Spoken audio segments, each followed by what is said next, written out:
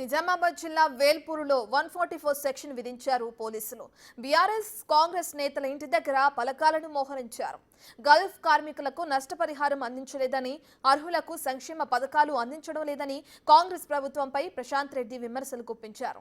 ఈ నేపథ్యంలో నిజామాబాద్ కాంగ్రెస్ పార్టీ జిల్లా అధ్యక్షుడు మానాల మోహన్ రెడ్డి బీఆర్ఎస్ నేతలకు కౌంటర్ ఇచ్చారు. కాంగ్రెస్ ప్రభుత్వం ఇస్తున్న సంక్షేమంపై చర్చకు రావాలంటూ సవాల్ విసిరారు. మాజీ మంత్రి ప్రశాంత్ రెడ్డి సొంతూరు వేల్పూర్లోనే చర్చించేందుకు తాము సిద్ధమని, ప్రశాంత్ రెడ్డి రావాలని డిమాండ్ చేశారు. ఈ నేపథ్యంలో ఎలాంటి అల్లర్లు జరగకుండా పోలీసులు ముందు జాగ్రత్త చర్యలు తీసుకున్నారు. దీంతో వేల్పూర్లో 144 సెక్షన్ విధించారు పోలీసులు. దీనికి సంబంధించిన పూర్తి డీటెయిల్స్ మా ప్రతినిధి రాజేష్ అందిస్తారు.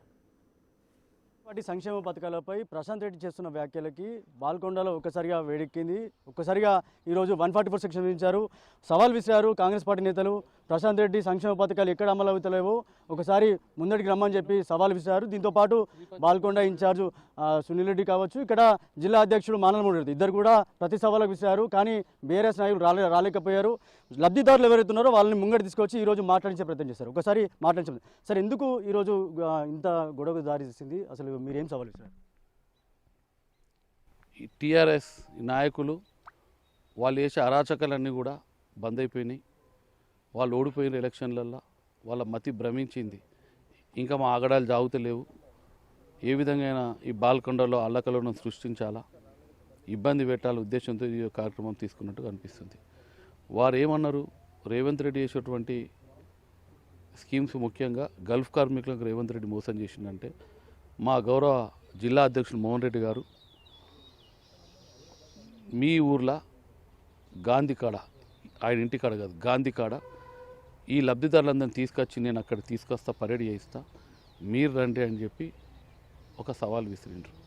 ఆయన సవాల్ని స్వీకరించకుండా అడ్డదారు సవాల్ను పక్కన పట్టించి ఇంక ఇదొక్కటే కాదు, ఇంక అనేక పథకాలు ఉన్నాయి, అందరు కార్యకర్తలను పోగేసి మీరు రండి, వేలాదిగా రండి అని ఈ ప్రోగ్రామ్ని పక్కదో పెట్టే ప్రయత్నం చేసి ఈరోజు ఇంత శాంతి భద్రతలకు విధంగా అవకాశం కల్పించిండు ఆయన.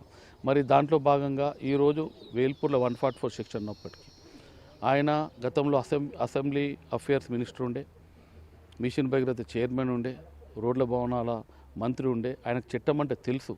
144 సెక్షన్ ఉంటే ఆయన ఇంట్లో వందలాది మంది ఎట్లా పోగు చేస్తాడు? ఆయన చట్టాన్ని ఏ విధంగా గౌరవిస్తున్నట్టు?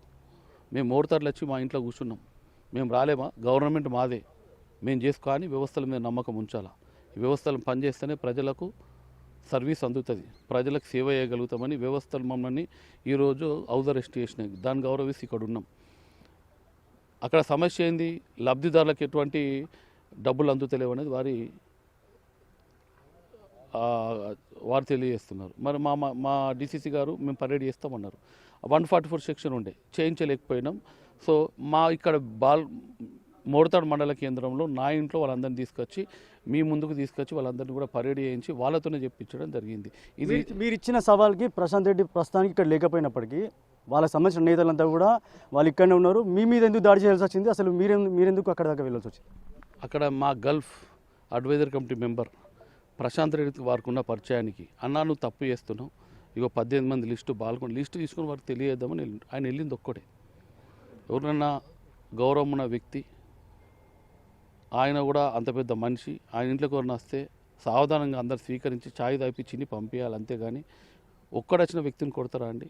150 మంది వచ్చారు, మాబుగా వచ్చారంటే మీరు కొట్టి పంపాను. ఒక ఆయన అన్న ఇగో నేను లిస్టు తెచ్చినా చూపెడదామని గౌరవంగా వెళ్ళిండు, పాత పరిచయం దృష్టిలో పెట్టుకుని. ఆయన కొట్టి పంపిస్తే ఇక వారి ఆలోచన విధానం ఏముందో మీరు ఒకసారి ఆలోచించాలి. చివరి ఏం చెప్తారు అంటే బీఆర్ఎస్ నాయకులకు ఏం చెప్తారు? గతంలో ఇట్లాంటి దాడులు ఎప్పుడైనా జరిగాయా? మీ రాజకీయ జీవితంలో ఇప్పుడు ఇట్లాంటి చూసారా? గతంలో ఈ 2014 ముందు ఈ తెలంగాణ ఉద్యమంలో వీళ్ళే దాడులు చేస్తుండేవాళ్ళు. ఉద్యమాన్ని ఇట్లా ఫోకస్, ఆ రోజు నేను కూడా ఉద్యమ పార్టీలో ఉన్నా, వాళ్ళు ఏం చేస్తారో మాకు తెలుసు. కానీ ఆ రోజు ఆఫీసర్లు, పోలీసులు అందరూ కూడా తెలంగాణ రావాలని ఆకాంక్ష అందరికీ ఉండే. ఆ రోజు తెలంగాణ ఉద్యమానికి మద్దతు ఇచ్చారు. ఈరోజు అదే విధంగా చేస్తామనే ప్రయత్నం చేస్తారు. కానీ అది చెల్లది. వాళ్ళ అధికారంలో వచ్చినాక 10 ఏళ్ళు వ్యవస్థలు నిర్వీర్యం చేసి వాళ్ళ టీఆర్ఎస్ రాజ్యాంగం నడిపించారు. ఇప్పుడు అది డాక్టర్ బిఆర్ అంబేద్కర్ రాసిన రాజ్యాంగం ఇక్కడ ఈరోజు బాల్కొండల, ముఖ్యంగా తెలంగాణ అంతా కూడా రేవంత్ రెడ్డి గారి ప్రజాపరిపాలన అమలవుతున్నది. వారికి నచ్చడం లేదు, ఏ విధంగా ఇబ్బందిని గురి చేయాలా అనే ఉద్దేశంతో ఈ లంగ కార్యక్రమాలు, లఫంగా కార్యక్రమాలు చేస్తున్నారు. గతంలో ఉన్నప్పుడు ఇక్కడ గతంలో వారు అధికారంలో ఉన్నప్పుడు, ఆయన మంత్రిగా ఉన్నప్పుడు ఇక్కడ గుండాయుధం, గంజాయి రాజ్యం అనేది. కానీ ఈరోజు అవన్నిటికీ కూడా పోయినాయి. మీరు ఒక్కసారి ఒక్క టీఆర్ఎస్ కార్యకర్త మీద మేము కేసు పెట్టేయాలి. ఇప్పుడు పెట్టియం కూడా మాకు అవసరం లేదు. ఆయన ఇంటి మీద దాడి చేస్తామని ఆయన సృష్టించుకున్నాం. మేము గాంధీ కార్డ్ అంటే ఆయన ఇంటి మీద సృష్టించుకున్నాను. మేము 10వ తారీఖు నాడు పెట్టుకుంటే మా నిరసన ఆయనకు తెలియజేసే కార్యక్రమం, కనువిప్పు కార్యక్రమం, ఆయన 18, 19 ఇంకో కార్యక్రమం పెట్టచ్చు ఆయన డెఫినెట్గా. కానీ అదే రోజు పెట్టడం వెనుక ఉద్దేశం ఏందో బాల్కొండ ప్రజలు మరి మీరందరూ కూడా ఆలోచించాల్సిందిగా విజ్ఞప్తి చేస్తున్నా. ఇప్పటికైనా టీఆర్ఎస్ నాయకులను తెలియజేస్తున్నా, అరే బాబు మీ గుండాయుధం మానుకోండి, మీ ఒక్కొక్కరు బొక్కలు ఇరగొడతాం, మీరు అందరు రికార్డులు అవుతున్నాయి. మీరు A1లు 8లు ఉన్నప్పుడు కూడా పోనీ నిడిసబెట్టినాం గతంలో జూపల్లి గారి మీద దాడి చేసినప్పుడు. ఇప్పుడు ఇంకా చేస్తే మాత్రం చాలా సీరియస్గా ఉంటుంది. గుండాయుధం అని ఎట్టి పట్ల మా పార్టీ చేసినా కూడా ఒప్పుకునేది లేదని మేము గతంలో చేయలేదు, ఇప్పుడు తెలియజేస్తాం. మరోసారి అభివృద్ధి జరగలేదని ప్రశాంత్ రెడ్డి మాట్లాడితే మరోసారి సవాల్ విసరడానికి రెడీ ఉన్నారా మీరు? అభివృద్ధికి ఆయన వస్తే సమస్య మీద ఆయన ఇంటికి నన్ను పిలిస్తే నేను వస్తా, నా ఇంటికి ఆయన రావచ్చు. పాయింట్ టు పాయింట్ మాట్లాడదాం.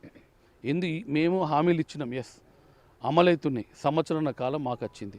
ఆయనకు 10 ఏళ్ల కాలం ఉండే, 10 ఏళ్ల కాలం అమలు చేయని మేము సంవత్సరంన్నర కాలంలో మేము అమలు చేసినాం. వాళ్ళు దోపిడీ చేసారు, మేము అమలు చేస్తున్నాం. అలా మతి భ్రమిస్తుంది.